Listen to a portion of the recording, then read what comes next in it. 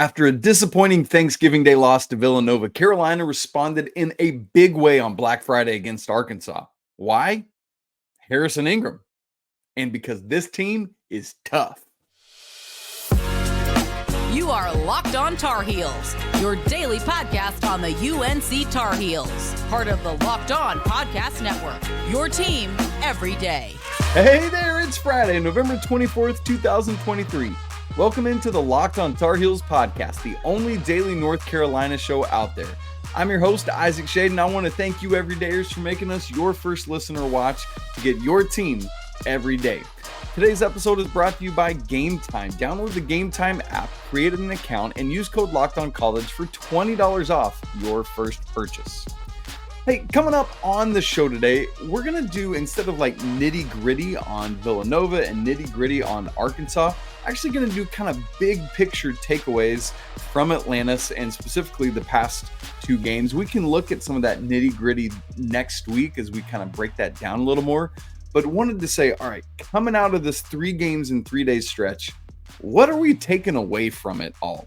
Speaking of which, I would love to hear your thoughts and your takeaways. A great way to do that is to come join our Discord, where we're having these kind of conversations all day long. I was driving home from Thanksgiving vacation earlier on Friday, and when I got home, so many messages in there of everyone talking back and forth during the game against Arkansas.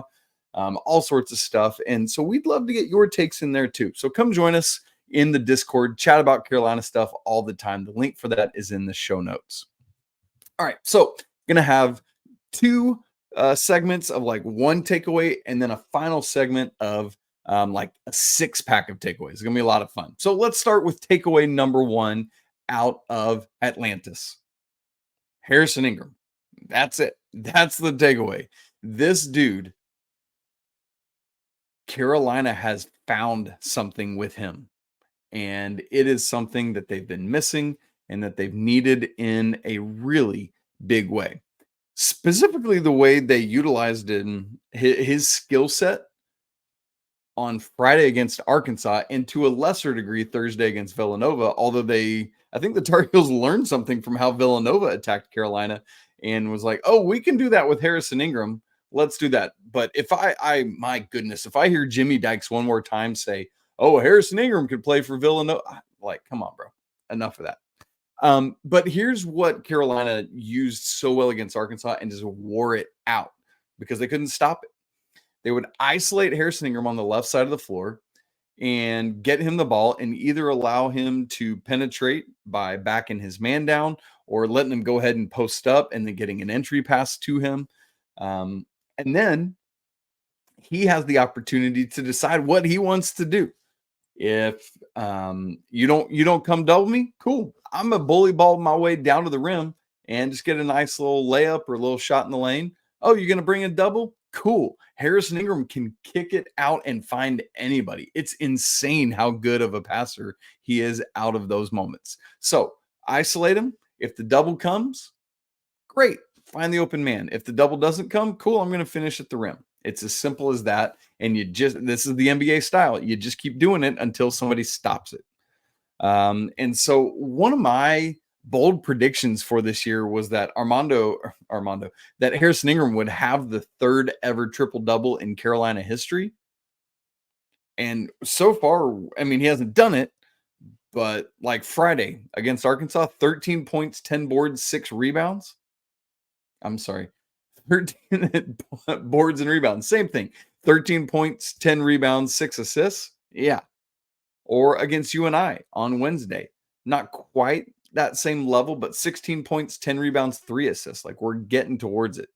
And against Villanova on Thanksgiving Day, he didn't have that same level of rebounding and assist success, but he'd have 20 points, 2 rebounds, 2 assists, 2 steals. And he was 4 of 5 from 3.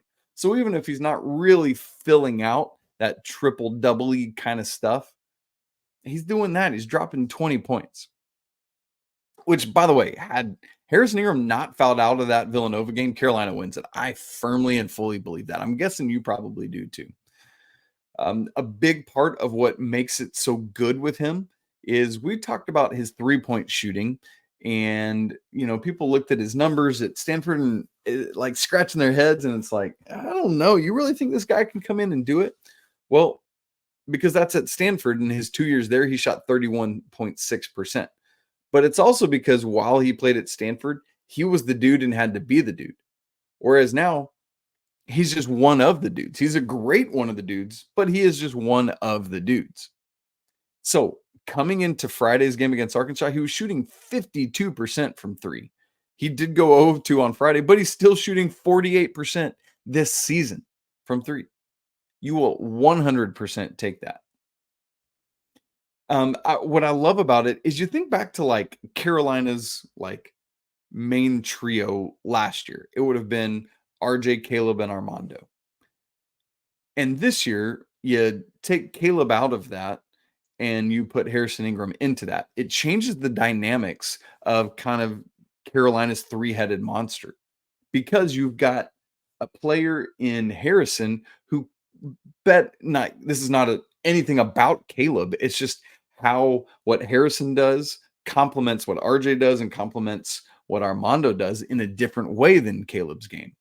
And that it just makes it a better trio because it's a more diverse trio and more capable of doing different things really, really well. Another thing that I think helped Carolina figure out what they've got with Harrison Ingram, specifically down in Atlantis, is the second half of the Northern Iowa game. And then from the get-go of the Villanova and Arkansas games, Jae'lyn Withers was in the starting lineup. What does that do? We got Mondo at the 5, Withers at the 4, and that means Harrison can play small forward, can play the 3.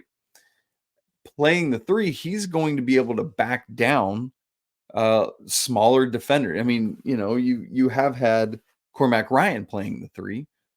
Well, now when you change things, it's RJ at the 1, Cormac at the 2, or, with Cormac injured on Friday, you have Elliot and RJ in the backcourt together. But when you got Harrison Ingram at the 3, he's going to have an advantage just about every game there. And that's what makes his ability to back down and play out of the post that way so strong. Because if you switch a bigger defender onto him, cool, he's going to find Withers, right? Like, that's a big time mismatch for Carolina, and you love to see that. So with Withers in the starting lineup, it allows Ingram to play to the 3. He's going to have a mismatch. I'm thinking back to that play. We got it a couple times on Friday. I think 3 different times where he had it over there.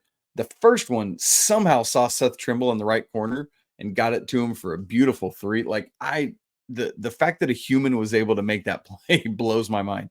But he got it again to Elliot Cadeau, who had to pump fake and reset, and so ended up shooting a 2, but got the same thing again to Seth Trimble later in the corner for another 3. And so letting Harrison Ingram operate out of that left side isolated and allowing him to either score or pass and be that distributor, meaning that RJ and Elliot don't always have to be the ones that, man, it's beautiful. So, and not to mention, he played 40 minutes versus Arkansas. Carolina clearly needed him in a very, very big way, and you love to see it. Carolina has found something with Harrison Ingram, and I think it's something that is going to pay major dividends the rest of this college basketball season. Well, part of the reason Harrison and the Heels won on Friday and had a great showing on Thursday despite the loss is because this is a tough Tar Heels team. I want to tell you more about why I think so, and we'll do that in just a second.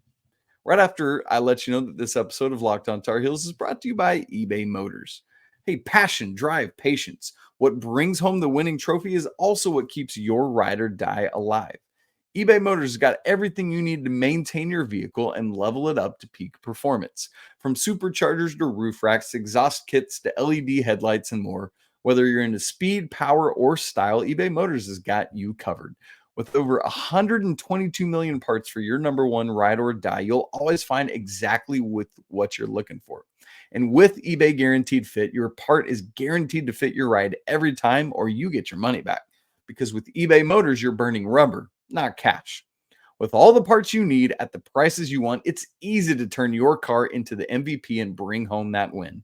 So keep your ride or die alive at ebaymotors.com. Eligible items only, exclusions apply. eBay guaranteed fit, only available to U.S. customers. So, biggest picture takeaway for me from this 3-game stretch, Harrison Ingram, like hands down. Way to go, Pat Kilby. You said he was going to be the most important player on this team. And as of now, I agree with you. The second thing I want to talk about is how this team is tough. This is my biggest takeaway from, second takeaway from Atlantis at a big picture scale. You just don't learn too much about toughness level against Radford, Lehigh, and UC Riverside, with all due respect to those schools. But we found that out in Atlantis. And let's start here, because this tournament was setting up eerily similar to last year's PK 85. And here's what I mean. You get a tough win over a mid-major in game 1. That would have been Portland last year. That was UNI. Now, it ended up being a blowout against UNI. That was different, but it was a tight and tough game for a while. And then in game 2, losing a tough and close game in which you had a lead. Iowa State last year, Villanova this year. And last year, that was the first of a 4-game losing streak. You didn't know it at the time, but you found that out over the course of the next week or two. And then, obviously, if that's the first of a 4-game losing streak, the team last year that they were supposed to play, like Carolina and Alabama were supposed to be the 2 teams in the title game. They both lost in the semifinals, but still ended up playing in the finals. Same thing happened here. On paper, it was supposed to be Carolina and Arkansas in the final. They both lost, but they still played. And so, similar to last year, it would have been easy to then drop this last game, as they did in that game you'll remember against Alabama, that 4 overtime game on a Sunday afternoon, especially without Cormac Ryan. But not this team. This team has resolve. This team has moxie. This team has grit. And this team is tough in a way that most Carolina teams don't get identified with. Carolina teams, as you know, are so often called soft and not willing to go to war with, like a Virginia or a Clemson or whatever it is. But this team responded so well in the second half against Northern Iowa when they had been down by 6 at halftime. Last year's team, and quite frankly, a couple others from recent history, would have gotten blown out by Villanova on Thanksgiving Day. Like, this team was able to respond and put up a fight in a way that recent Carolina teams just haven't been able to do. And probably the same is true of Arkansas on Friday. Probably would have acquiesced to Tremont Mark's ridiculous game that he was having. But not this team. Not this crew. I mean, Cormac Ryan, he burns hot. Even when he's not playing, he burns hot. I love it. I love that Harrison Ingram doesn't back down. When RJ got knocked to the ground hard against Villanova, Ingram came in and wasn't going to hear it. Now, for some reason, I still don't think this was the right call, but got whistled for a double. Technical one on him and one on the Villanova player. I don't remember who it was, and that ended up costing him and the Tar Heels because he ended up fouling out later. But man, it was just like that willingness to be tough and not back down, say, get off of my guard, right? Like, that's not going to happen. And so all of this is a great thing because Villanova is a tough team, hard-nosed, right in there with you. Arkansas, the havoc they're going to try to wreak under Eric Musselman, trying to just get in and mess you and rattle you and do all these things. But honestly, they probably both pale in comparison to doing it again on Wednesday against Tennessee in the ACC SEC Challenge. You got to be ready for an absolute dogfight when you play these Vols. You know it's true. You know it's true of a Rick Barnes team, and it's going to be true again Wednesday, especially because unlike Carolina able to win, Tennessee has lost their last 2 games. They lost to both Purdue and Marquette in Maui. Now, of course, those are both like top 5 level teams, but still, they lost the games. And I think Tennessee is that good as well. Which, by the way, Carolina's non-con schedule just keeps getting tougher and tougher. I know I talked about it last week, but now even more so. Oklahoma's up to 6-0, and they beat USC on Friday. Good grief, man. Tough, ridiculous non-conference schedule.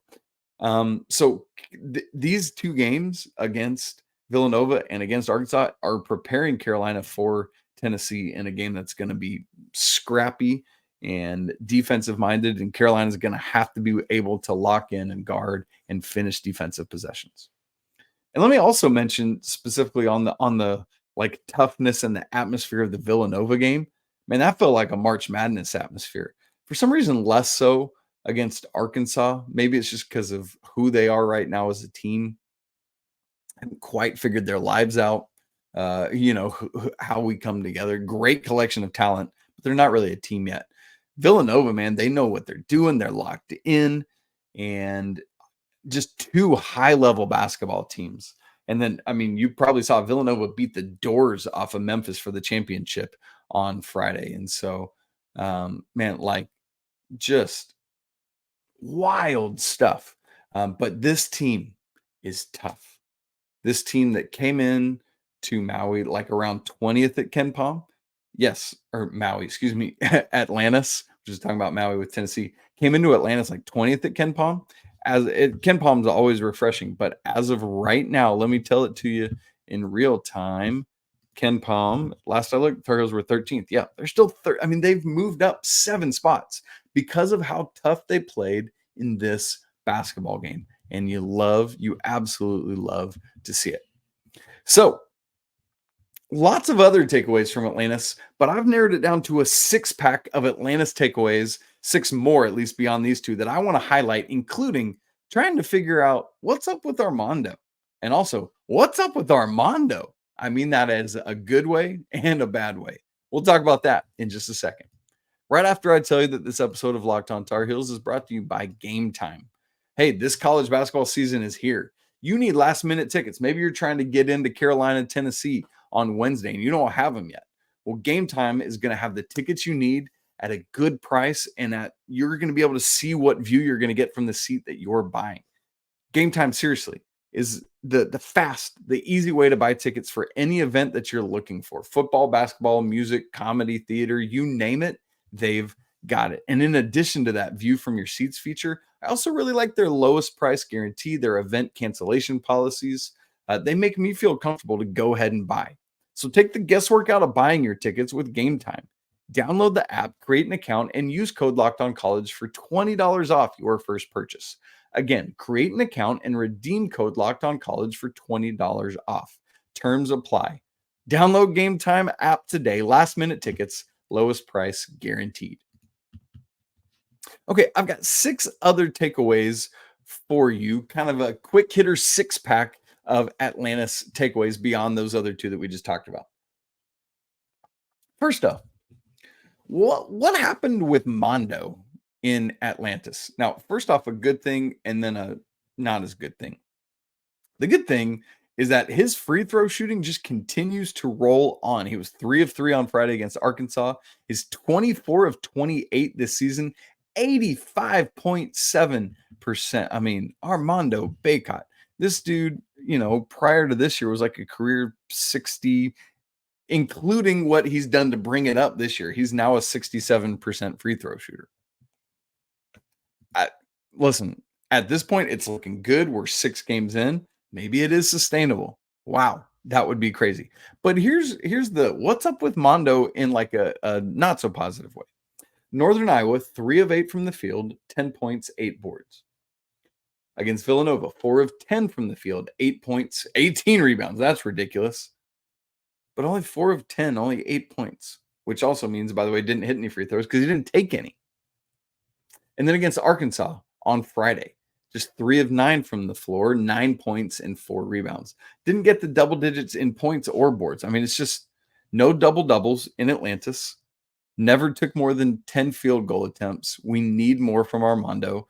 And that's both on him and his teammates. He's got to go get it and demand it, and they've got to get it to him. Both of these things are true. But in all 3 games, never made more than 4 field goals in a single game. I don't get it, man.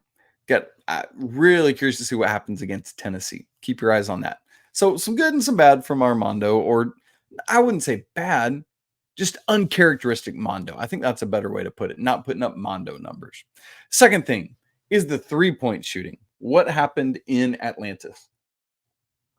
This was something critical and major we were watching for when the Tar Heels went down to the Bahamas. The 3-point shooting has not been up to par. It has not been what the Tar Heels needed in order to be the team that they need to be this year, in order to help Mondo be who he is. They've not gotten there. Pre-Atlantis, the 3 games before, it's a perfect demarcation because they've played 6 games, 3 pre and 3 at Atlantis. In those 3, 7 of 20 against Radford, 5 of 17 against Lehigh, 6 of 21 against UC Riverside. That's 18 of 58, 31%. That's not going to cut it. So they went down to Atlantis. Went 12 of 26 against Northern Iowa, went 9 of 24 against Villanova, and went 6 of 14 against Arkansas. And so add all that up, that's 20 in the Bahamas. They shot 27, made 27 of 64 three-pointers. That's 42%. Good grief, 42%. 11 percentage points higher than they had shot against lesser competition. Things are heating up. Now, you hate it because Cormac Ryan was really heating up right before he rolled his ankle. So hopefully he'll be ready to go, maybe even by Wednesday against Tennessee. We'll have to wait and see on that. So 3-point shooting, whoo, that's a great takeaway, and you love where that is at for the Tar Heels. Third of the 6-pack takeaway, fouls aplenty in these 2 games. Man, these refs, and I mean this all around, not just the Tar Heels. It was rough. Too many missed calls, too many no calls, too many bad calls. I could just go like, who was it? Somebody from the Tar Heels got like choked on a rebound on Friday. Elliot Cadeau got pushed off later against Arkansas, and he was called for the foul. Like, there's no rhythm to it. Like, it felt like the second half of the 2017 national championship game, particularly the Villanova game. In these 2 games, the combined fouls against Villanova, 51 between the 2 teams. Same thing against Arkansas, 51 total fouls combined. Is that too many? Is that really high? Is it really low? Let me give you the comparison of the previous 4 games this season. 40 total fouls against Northern Iowa, 32 against UC Riverside, 30 against Lehigh, and 32 against Radford. So almost 20 more fouls were called combined than 3 of the 4 previous games this season. And it was very inequitable against Villanova. Carolina was whistled for so many more than Villanova, particularly down the stretch. Again, Armando didn't have any free throw attempts. It just, I don't know, man. It was, because I don't like to be a referee questioner. I don't like to be a blame it on the referee, and you still should have won the game against Villanova. But man, there were some tough pills to swallow. I'll say it that way. All right. Next thing, this one, kind of a mixed bag as well, similar to Armando. Get a lead, keep a lead. One of the things I'm always looking for in sports is that you're able to get a lead and then build on it and maintain it and continue building on it, those kind of things. There were some disturbing trends we got with that in these last 2 games, the Villanova and Arkansas game. First half versus Villanova, Carolina built a 9-point lead. And then Villanova was leading at halftime. In the second half against Villanova, Carolina once again built a 9-point lead, only to see the game go to overtime. What about Arkansas? Carolina built a 12-point first half lead and again trailed at halftime. So you'll forgive me if I was not exactly confident when Carolina built their 13-point second half lead against Arkansas. But the lead never got lower than 6. And in fact, it was much higher than that most of the rest of the way. And the Tar Heels obviously won kind of comfortably in the end. That's what I need, is the second half edition of Carolina. Now, you probably would have had that against Villanova as well if the refs weren't fouling everyone out. So I will say that in the same breath. But Carolina is going to have to be able to, like, they're doing a great job getting a lead. They just got to hold on to it. That's what we need to see. All right. Next thing, and this is a positive thing. Another thing we said we were looking for in addition to the 3-point shooting in Atlantis was to figure out, hey, is the depth real? while noticing or acknowledging, I guess I should say, that Coach Davis was going to have to play depth in the Bahamas just because of the nature of 3 games in 3 days. All the same, I was really encouraged by what I saw. And I will say 6 games into the season, I'm saying that the depth is very real. It's going to continue to tighten. For example, we didn't get any Zayden High against Arkansas on Sunday. But against Northern Iowa, all 11 scholarship players played and 9 players played double-digit minutes. Against Villanova, all 11 scholarship players played, 8 of which played double-digit minutes. Against Arkansas, obviously you're down Cormac Ryan, so you've only got 10 scholarship players. 8 of them played double-digit minutes against Arkansas. Now, only 8 played. We didn't get Zayden High and we didn't get James Okonkwo. But of the 8 that played, literally all of them played double digits, even though Harrison Ingram played 40. That's great. I'm so encouraged by that. Now, we're going to figure out what that looks like in a single game scenario against a high major opponent as Carolina hosts Tennessee on Wednesday. So again, we're going to watch for that depth against, several one-offs now, because you've got Tennessee, then Florida State, then UConn, then Kentucky, and then a surprisingly strong Oklahoma squad. So lots to watch out for with all of this. 6th thing on the kind of 6-pack takeaway from Atlantis. Elliot Cadeau is a freshman. Newsflash. And he's done some freshman things. And I mean, when I say it that way, I mean like some mental mistakes, some physical mistakes, but he's done a lot of really good things too. Hit some critical threes, hit one against Villanova, hit one against Arkansas. But the most important thing to me that he did in Atlantis against Northern Iowa, 3 assists, 0 turnovers. Against Villanova, 5 assists, 0 turnovers. And against Arkansas, 3 assists and 1 turnover. So finally he got one. But Elliot Cadeau in all 3 games at the Battle4Atlantis, just one turnover. 1 turnover. And it's not because it was like he was playing 5 minutes. He played a lot of basketball. Had 11 assists for the tournament and 1 turnover. Yes, give me that all the time. Again, would love to hear your takeaways, whether it's through an email or get on the Discord and hang out with us, whatever it is. We'd love to have you hop in on it. That email, lockedontarheels@gmail.com. Again, our Discord link is in the show notes. You could even send me a Twitter DM or something like that. You can follow me at Isaac Shade. Man, tough loss on Friday for women's soccer at BYU. Was up 3-0 at halftime. And the Cougars came back and won 4-3 in regulation. I hate it. So also big time football game tomorrow, Saturday. NC State gotta win this game. Man, you gotta win this game. All right, folks, I already reminded you about the Discord in the email. Please, if you would, give us a 5-star review. Tell us what you love about the show. You can do that on Apple Music or anywhere else you find podcast review opportunities. Also, please don't forget to subscribe. Whether you're on video or audio, smash the like button. We'd love to have the knowledge that you are here, and smashing the like button does that. It's always a great day to be a Tar Heel, especially after a big-time win over a ranked team. Yes, you love to see it. We'll talk again, quick takeaways after the football game tomorrow night, and then back with the full show on Monday. But until then, peace.